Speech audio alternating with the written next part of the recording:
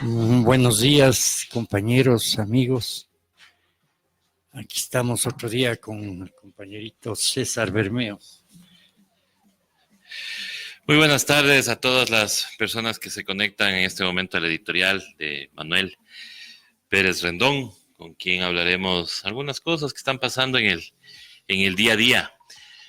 Vamos a empezar un poquito a hacer un análisis de cómo le fue a Bolivia en las elecciones. Manuelito, ¿qué opina usted? Todavía no tenemos resultados oficiales, pero al parecer, arañando, parece que que ya no va a haber segunda vuelta. Pero hay que esperar los resultados oficiales. Bueno, a mí me parece interesante lo que pasa en Bolivia. Lo que pasa es que yo creo que todavía no aprendemos las lecciones, ¿no? El enemigo es cuando nos enfrentamos a un enemigo brutal, un enemigo que no tiene, que no piensa, bueno, piensa lo que dice, pero es capaz de destruir la vida de la gente y no se sacia hasta que el enemigo esté en pedazos, destruido, o sea, liquidado, no asesinado. No entendemos, o sea, no entendemos. A veces yo creo que nosotros sí no entendemos las líneas rojas del enemigo y nosotros siempre seguimos siendo blandos, tinosos, ecuánimes, ¿no? Yo creo que hay que ser honesto, digno, inclusive para el enfrentamiento, el hombre de izquierda, de lo que decía el compañero Che Guevara, debe ser digno hasta para matar, para enfrentarse al enemigo, ¿no? Pero hay un límite, o sea, yo creo que no se puede seguir permitiendo que estos medios de comunicación, de descomunicación, de destrucción masiva, que son los medios de comunicación. El Papa hace poco decía un término brutal, ¿no? Decía que los medios de comunicación masiva viven del excremento, ¿no? El Papa decía eso hace 2 meses, 3 meses. Viven de los excrementos, botan excremento, mastican, se solazan en el excremento, viven de la sangre, de la destrucción de los pueblos, ¿no? Si el Papa dice eso, que es un hombre educado en unas prácticas de un cristianismo inclusive muy jesuita, ¿no? Jesuita, muy defensor del status quo, pero le acusan de kirchnerista ahora, pues. Ahora de claro, porque no ha llegado a los... porque es un tipo que yo creo que en términos generales defiende la democracia, no es un hombre democrático, sí, no es un hombre de izquierda. Es lo que estaba revisando ayer un artículo, una frase del obispo Helder Câmara de Rio Grande do Sul de Brasil, después de Recife, que si se preocupaba de los pobres y daba caridad, le decían santo, pero si se luchaba contra las formas de dominación, contra la explotación capitalista, le decían comunista. Claro. O sea, el tema no es luchar por la caridad, sino por la justicia, y de eso le acusaban a Helder Câmara. Yo creo que el obispo, el Papa actual, está ubicando el tema. O sea, es criminal lo que hace la prensa, los medios de comunicación que no comunican. Hoy mismo bueno, todos los medios alternativos en este país están cuestionados y se entiende que criminalizados, judicializados y criminalizados por cumplir lo que hace, lo que tiene que hacer un medio de comunicación, es decir, comunicar.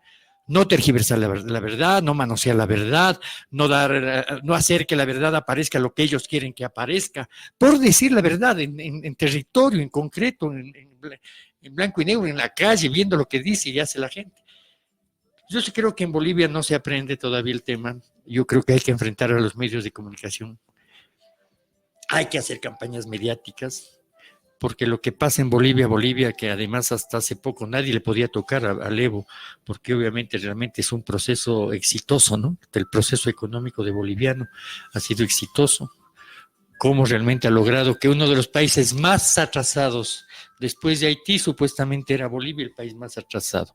Hoy es uno de los países que ha generado una serie de políticas públicas y ha logrado realmente hacer que millones de bolivianos salgan de la pobreza y se ha considerado uno de los países con mejor desarrollo humano en América Latina. Y mejor desarrollo humano porque ha crecido solo la economía, ha superado la pobreza. Ahí los parámetros de salud, de educación son de los más altos en América Latina.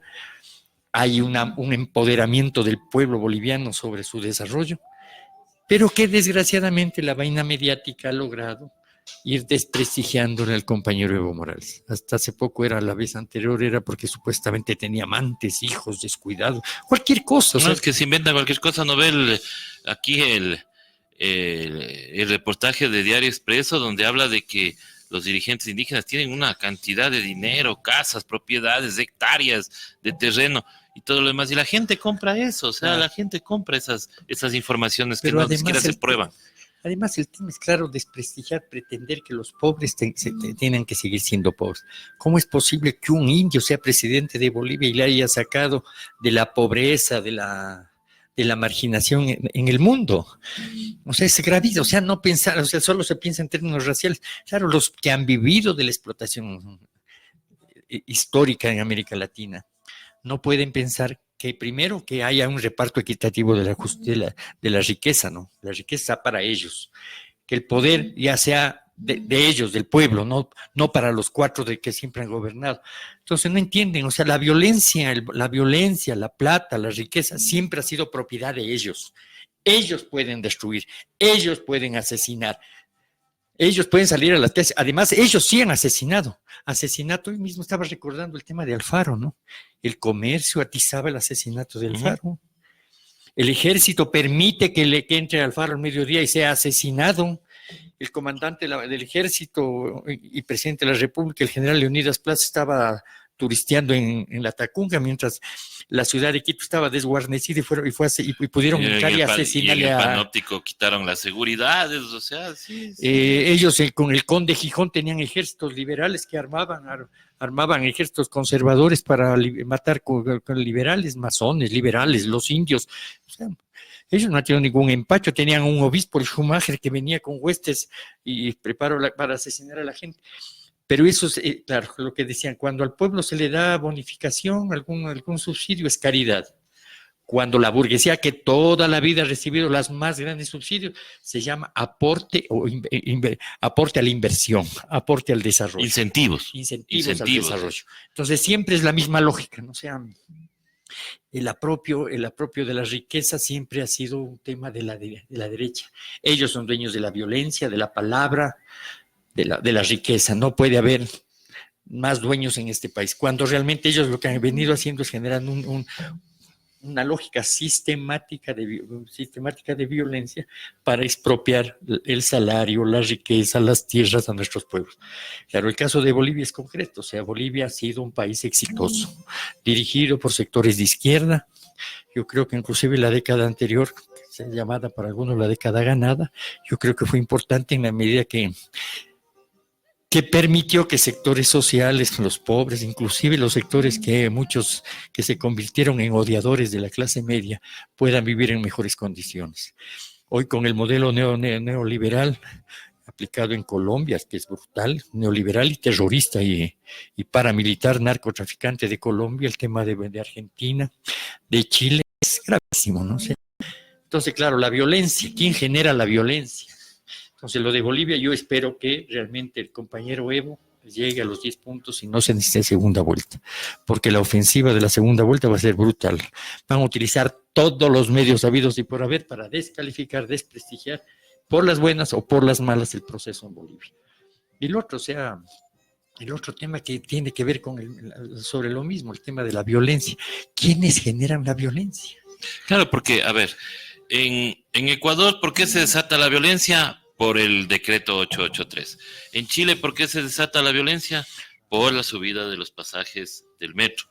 ¿Ya? Entonces, yo lo que no entiendo de esta lógica que tienen mucha gente, de que esto es un plan organizado, que el Grupo de Puebla, que la evolución del Foro de Sao Paulo y todas esas lógicas que tienen ahora de que aquí han entrado 300 terroristas y todo lo demás, me da a mí la idea de que la inteligencia militar de esos países no sirve para nada, pues.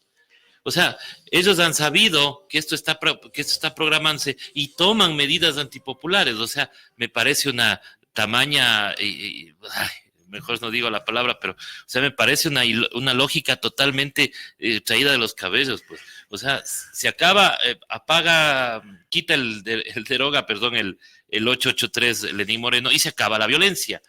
Entonces, y en Chile no se acaba porque, claro, la medida es solo para Santiago, pero para los demás Valparaíso y todos los demás. Pero además hay todo un proceso sistemático. En el caso de Bolivia, antes de las elecciones se amenaza de que si no gana la derecha, va a haber violencia. Sí. Va a haber, van a negar el proceso electoral y van a generar violencia. Este proceso electoral ha estado lleno de una violencia impresionante y básicamente con el tema racista, ¿no? Uh-huh. La mayor cantidad del pueblo boliviano son indios, aymaras, quechuas, ¿no? Hay una violencia contra los indios, ¿no? Generada desde los grupos de poder en Bolivia. ¿Quién genera la violencia en Bolivia? En el Ecuador no solamente es el tema de las medidas, hay un proceso de violación sistemática apenas llega al poder el señor Moreno.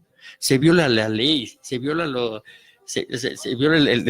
el derecho de participación de la gente, se impone de manera torpe, violentando todas las leyes del señor Trujillo, grupos de poder económico, político, grupitos inclusive que manejan y tratan al pueblo como el señor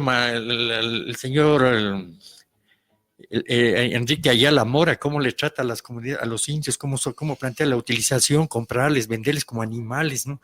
Cómo le trata a su coidiario, Tatamuez, dirigente del fútbol, el mudo ese. O sea, ese es el trato, pero eso no es violencia. Los decretos antiobreros tirados durante este gobierno para lesionar los intereses de los trabajadores en las bananeras. O sea, todas las medidas que... El 18 de octubre, ¿qué es lo que recordamos?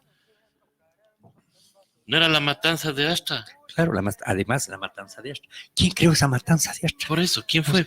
Pero además históricamente... Grupos infiltrados de esa época también, porque, a ver, Manuelito, yo lo sé de su editorial todo, pero yo quiero cortar con una cosa. Ha habido una lógica, el día sábado estuve presente en una entrevista que le hicieron al general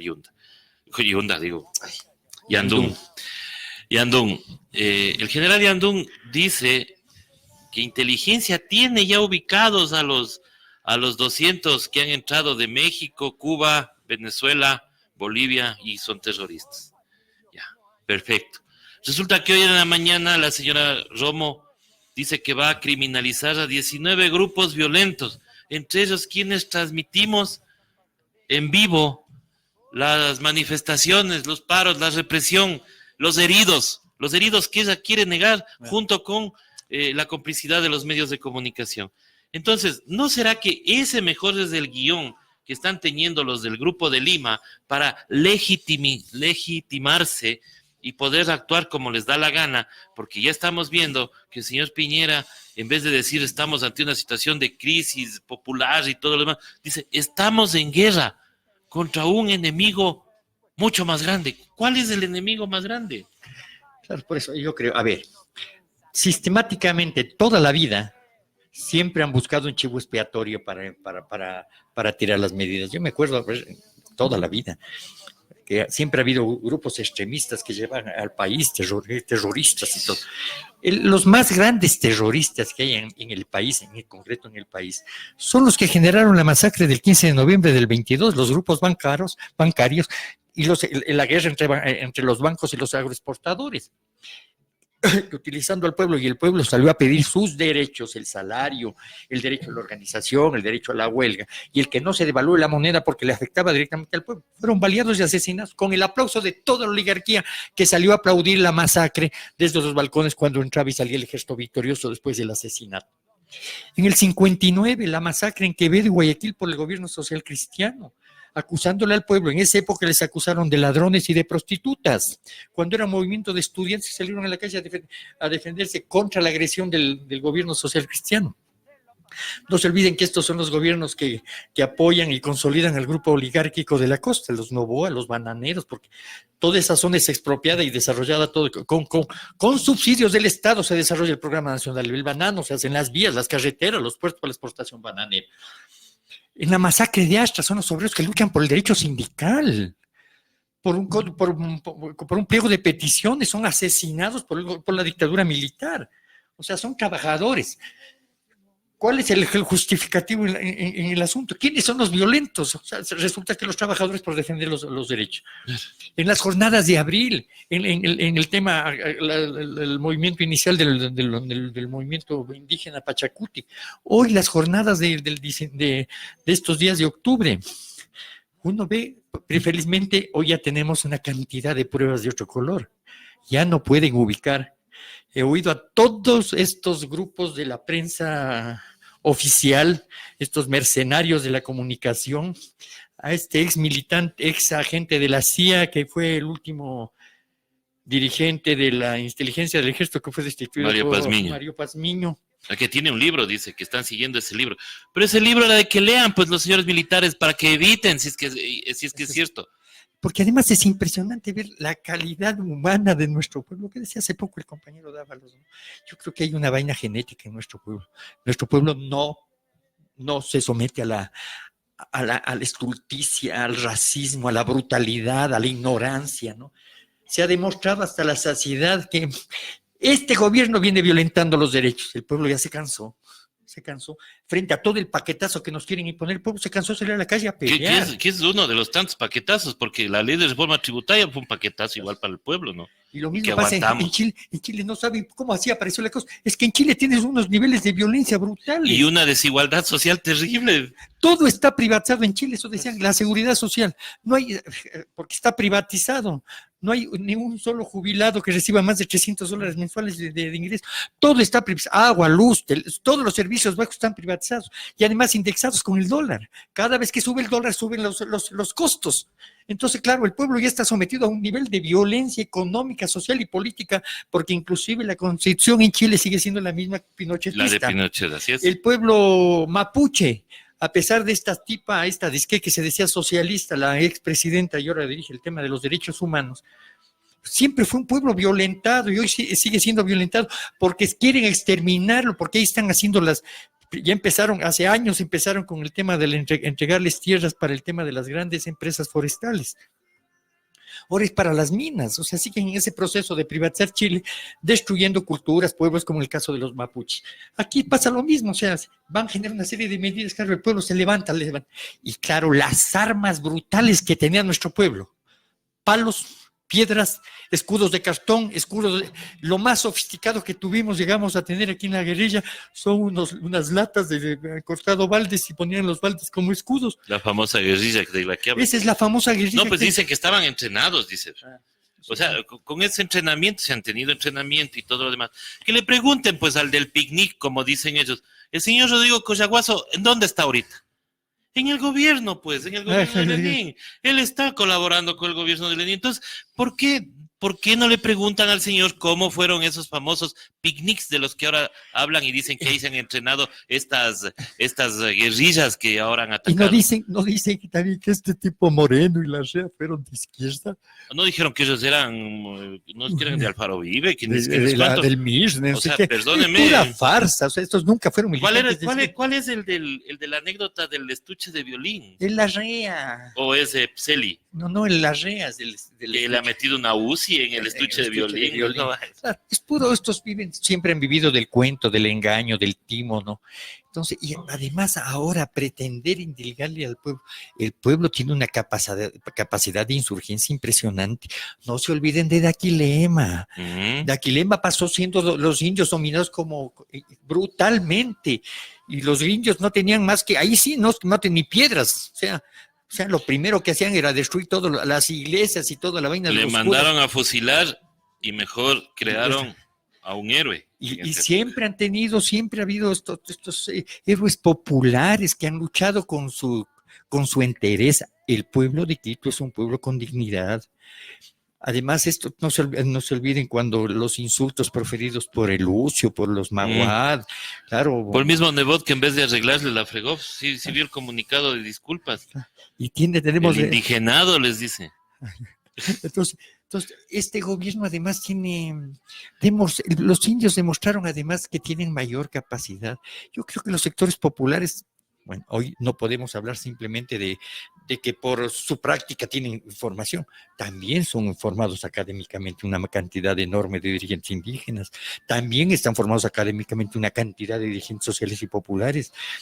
Felizmente, después de el libre acceso a la universidad, hay miles de sectores populares que entraron a la universidad, que también tienen acceso al conocimiento y a la ciencia, además de los valores innatos que desarrollan de solidaridad, de entrega, de heroísmo frente a todos estos tipos que siguen generando violencia. Al reducir los salarios, al reducir las vacaciones, al imponernos impuestos, están generando violencia. Y eso que todavía no sabemos completa las reformas laborales, porque eso todavía no se ha dicho completo, ni estamos en mesa de discusión, pero el rato que salgan, se va a crear otra crisis. Pues uno dice, claro, una persona con un salario básico, con 2, 3 hijos, ¿cómo come? ¿Cómo les da leche? ¿No es generar violencia? ¿No es atizar a que se desarrolle la delincuencia? O sea, hay una cantidad de elementos que generan violencia. La pobreza es violencia. El insultar a la gente, que el racismo es una forma brutal de violencia, porque el racismo solo puede, mente ignorante, completamente idiotizada, puede plantear en el siglo XXI el tema racial. Si no, o sea, yo me acuerdo del compañero Vico, un sudafricano que le cogieron preso en las guerras del apartheid en Sudáfrica, y el abogado le decía negro, y el otro le decía, ¿y de qué color eres? Porque no era ni blanco, ni blanco era ni rosadito, le decía que eres rosadito, o sea, tienen una cantidad de estupidez, o sea, los seres humanos biológicamente, genéticamente, todos somos iguales. Desgraciadamente los unos han logrado imponerse sobre otros y han generado el racismo y la dominación, la explotación política. Pero frente a todo eso, se ha demostrado que nuestros indios han sido mucho más capaces, más inteligentes que estos gobernantes. Y lo más importante es que no solamente fue un movimiento de indios, porque además en este país todos tenemos de indios o de mandingos, todos. Estamos buscándole al nuestro pueblo el que salió a la calle a pelear. Estamos buscándole al doctor César Pazimiño para que nos venga y nos ilustre más sobre ese estudio que él tiene de que acá en el Ecuador tenemos todos el 98% de genes indígenas. Pero bueno, vamos a seguir tratando lo que está pasando. Ya hemos topado algunas cosas, pero yo creo que es importante también el centrarnos en esta judicialización que han hecho de la política. Hay gente que está presa, gente por haber expresado su malestar, gente por haber... A mí me sorprende la detención de Gabriela Rivadeneira, le cuento.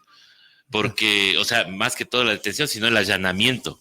Porque ni siquiera había una orden de detención. Claro. ¿Ya? Pero a ella le estaban acusando por haber citado una solución constitucional, que ni siquiera tenía los votos.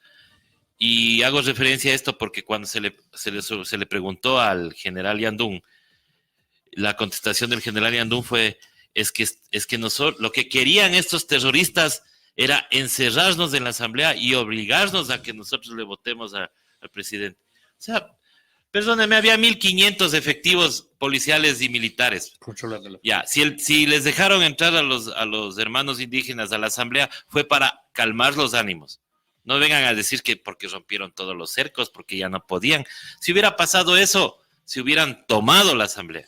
Sin embargo, nunca perdieron los militares y policías el control de la asamblea. Nunca. Por eso les sacaron después. Ahora, 32 votos, por Dios entiendan, 32 votos. Correa no puede regresar. Está con 26 procesos judiciales. Dos o tres ya tienen orden de prisión, o sea, no puede regresar. O sea, acá tienen cooptado el CNE. El CNE no va a calificar la candidatura. O sea, no se dejen llevar por ese miedo. Y ahí hay que analizar algunas cosas ahí porque, o sea, ¿por qué le cogen detenida a la prefecta de Pichincha? Porque supuestamente prestó unas volquetas para cerrar el paso. Y la señora Cintia Viteri... ¿Por qué no le cogen a la señora? Además, la señora Cintia Viteri tenía protección policial en Guayaquil. Por supuesto. Los tipos estos de aquí, los de las camisas blancas, que antes eran negras. Que atizaban inclusive la violencia en Quito, tenían protección policial. Por eso yo lo que decía el compañero Pablo, lo que ha dicho algunos de nuestros invitados, Yo creo que estos están complicados porque ellos se han cometido una cantidad de delitos de genocidio en este país.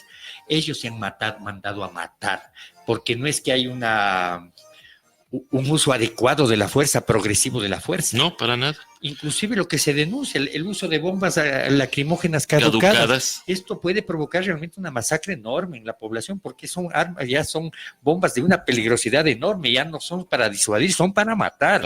Y la bomba lacrimógena se entiende que es para disuadir, no para matar. El asesinato desde la Contraloría con un francotirador, eso no es... El uso brutal de la violencia. La gente lo que ha hecho es defenderse, las marchas. Botar caballos. Pacíficas. Llegaban a ciertos sitios y eran brutalmente reprimidas. Entonces, la gente lo que ha hecho es defenderse. No ha habido uso progresivo de la fuerza. Y con un sesgo. Para unos sí violencia y cárcel, para otros aplausos. Inclusive sé que hay bonos de agradecimiento a la algo policía. Algo así, creo que se está investigando eso. Y ahora también hay que ver el papel de la prensa, ¿no? Que ya hemos hablado mucho, pero a ver, ¿por qué nacen los medios alternativos? ¿Por qué nace Hoja de Ruta, por ejemplo? Porque ya nos cansamos de ver a los mismos analistas, los mismos expertos, los mismos que supuestamente saben hacer las cosas y cuando van y tienen la oportunidad de hacerla, la hacen mal. Y la hacen peor. Entonces nos cansamos, nosotros queremos otras voces, queremos entender otros criterios, no solo la oficialidad, no queremos ser caballos de funeral para estar solo viendo al frente. Ya, ahí está la prueba y no nos va a dejar mentir el señor Alfonso Espinosa de los Monteros con su video de la revuelta de los forajidos y la de ahora. En la revuelta de los forajidos dice que es una gesta heroica del pueblo que ha ido al centro de Quito, que ha sido... lugar de grandes batallas como la guerra de las Alcabalas, la guerra de los 4 días y todo lo demás. Y ahora sí somos violentos, ahora sí hay guerrilleros, ahora sí solo ha habido violencia y todo lo demás y deslegitima. Y ahí hay una parte muy importante de ese video donde él dice, los medios de comunicación hemos hecho hasta lo imposible por ir a filmar lo que estaba pasando. ¿Y por qué no lo hicieron ahora? Claro. ¿Por qué no hicieron? ¿Por qué no mandaron una cámara? Ahí están las declaraciones de Leonidas Issa, ¿no? Ajá. Y la vimos, quienes vimos la transmisión en vivo de la Casa de la Cultura. ¿Quién fue el único que se puso intransigente de los periodistas que estaban retenidos en la Casa de la Cultura? Freddy Paredes, pues. Claro. Es el único que se puso, tengo que irme a trabajar, y ya me voy, que esto, que lo otro. El compañero, colega Ceballos de Coavisa, les ganó de un rato al otro, hizo una presentación chévere, hasta se burló del expresidente. ¿Y qué pasó? Que le cayeron a palos. Nada, la gente le agradeció, le aplaudió, le agradeció y todo lo demás. Y lo mismo hicieron con los compañeros de las otras plataformas, que también dijeron lo mismo. Nosotros venimos acá a contar lo que está pasando. Nada más. Yo me acuerdo que el 30S, el señor Paredes, inclusive tenía hasta la capacidad de informar que se movilizaban las fuerzas terrestres para dar el golpe de Estado, ¿no? O para desconocerle al gobierno. Pero eso dicen que no fue golpe de Estado, que eso fue una tramoya, una película y todo lo demás. En esa época se mataban por transmitir en vivo, ahora nadie salió, ahora nadie. Miren, el rechazo a la prensa no es aquí en el Ecuador nomás. Y no es de ahora. Y no es de ahora. O sea, la gente se está cansando por sus agendas setting que ya cansan. Mientras pasan un montón de cosas en el mundo, mientras pasa un montón de cosas en el Ecuador, resulta que los medios de comunicación dicen, si les conviene, no pasa nada. Y si no les conviene, pues ahí sí le atacan con todo. Acá se quejan por quemar cartones, por quemar letreros, por quemar... Y cuando quemaban gente en Venezuela... Claro, no dijeron nada. Ahí no dijeron nada, decían heroica oposición que está luchando contra el tirano. Entonces, discúlpeme, la gente en el mundo se está cansando. Pero bueno, es que son agentes, o sea, son medios de comunicación creados por las clases dominantes al servicio de las clases dominantes. O sea, claro, aquí además es importante ubicar cómo están vinculados inclusive grupos económicos, grupos políticos, la democracia popular, o sea, todos estos están vinculados, son mafias realmente vinculadas en la política, ¿no? Es lo que la famosa partidocracia, son dueños de medios de comunicación, son dueños de bienes, de bienes productivos, y ellos generan opinión, la opinión que ellos les da la gana crear. Por eso yo sí creo lo que dice el Papa, esta gente está dedicada a producir mierda. O sea, ese es el tema. Porque además, este rato, ¿qué pueden acusarle a Chile? También está metido ahí con Correa, Maduro, Putin. Pero este tipo, el presidente de Venezuela, de Chile, sí estuvo comprometido en el intento de golpe en Venezuela, cuando quisieron pasar, entre comillas, ¿cómo es la ayuda humanitaria? La famosa ayuda humanitaria que solo tenía armas. Y se olvidaron de las fotos de Guaidó con los rastrojos, ¿no? Con los paramilitares. Pero él sí estuvo metido ahí. Esta gente sí estuvo metido en los golpes militares. Claro. Un golpe contra un gobierno democrático como el gobierno de Venezuela. Y no será de olvidarse que esta gente debe estar, porque los únicos que están metidos en todo lado es la embajada norteamericana y sus secuaces, los únicos, ¿sí? No habrá que perder de vista que muchas de las campañas publicitarias contra el Evo se orquestan en Argentina, en Chile, en estos grupos, con esta gente de ultraderecha, para intentar golpear otra vez a Bolivia y pretender derrotar a los... Por eso digo, esperemos resultados oficiales. Y solamente para terminar, Manuelito, yo solamente quiero hacerles acuerdo a la gente que cree que nosotros hablamos desde una ideología nomás. Solamente voy a poner ejemplos de lo que pasó en abril del 2017.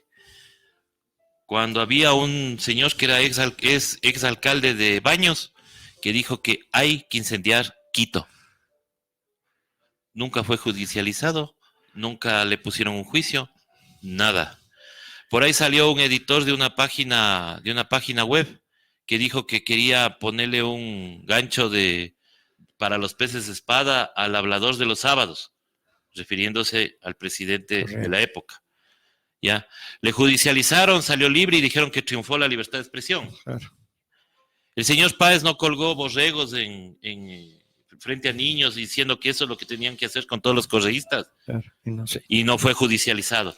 El señor Páez en esta vez generó caos con 4 twitters mentirosos, que inclusive sus mismos amigos le dijeron que no hable tonteras. Inclusive hay un tweet de una señora que tenía una cadena de ropa, o no sé si la tenga todavía, pero que era muy taurina inclusive. Ella dijo y puso en el tweet: hay que dejar de seguir a Páez. Esto ya es el colmo. ¿Por qué? Porque dijo que habían saqueado, mejor dicho, los manifestantes de San Francisco, cuando San Francisco estaba rodeado de militares y era el helipuerto de abastecimiento de los militares y policías del centro. O sea, esas cosas, no hay proporcionalidad en lo que está haciendo. ¿Por qué la señora fiscal no toma esos casos y los judicializa, así con la rapidez como las judicializó contra Paula Pavón, contra Gabriel Rivadeneira y todos los demás?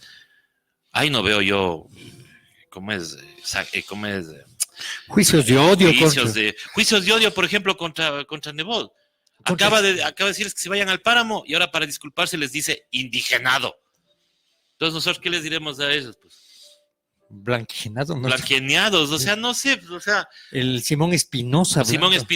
Comparar a los indígenas con los toros. Pero además porque son bravos, pero no tienen cerebro. Eso es lo que le dijo. O sea, esas cosas, y el audio del señor Ayala Mora. Es gravísimo. Eso debería estar judicializado, pero primerito, pues, señora fiscal. O sea, hágase ver que usted es una persona honesta y que tiene bien estructurada una fiscalía, pues, y no fiscalía a la casta como la que estamos viendo, ¿no? Y eso genera violencia. Y eso genera violencia. La violación sistemática del derecho en este país es lo que está generando violencia. Así es. Eso nada más, mis queridos amigos. Espero, esas son las opiniones acá de Manuel Pérez Rendón y quien les habla, César Armando Bermeo, aquí en Hoja de Ruta Radio. Esperemos que se respete la libertad de expresión, porque a mí sí me da grandes dudas, especialmente cuando yo veo un comunicado de algunos gremios de periodistas firmando con el Comité Empresarial Ecuatoriano. Ahí yo sí me preocupo, y me preocupo bastante, porque eso quiere decir que la comunicación no es un servicio, es un negocio. Muchísimas gracias a todos. Gracias, Manuelito.